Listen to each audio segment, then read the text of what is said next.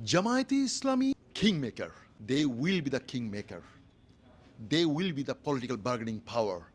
এটা শেকড় অনেক অনেক নিচে। আপনি বারবার শুধু বলেন 1971, 1971, ছোড়ো ইয়ার 1971। জামায়াতে ইসলামী এইবার এরা হবে কিংমেকার। আমার একটা ধারণা এবার হবে ক্ষমতার মেরুদণ্ড। এইবার হয়তো পূর্ণাঙ্গভাবে হয়তোবা যাবে না, যেতে পারবে না এটা বলবো না, যাবে না।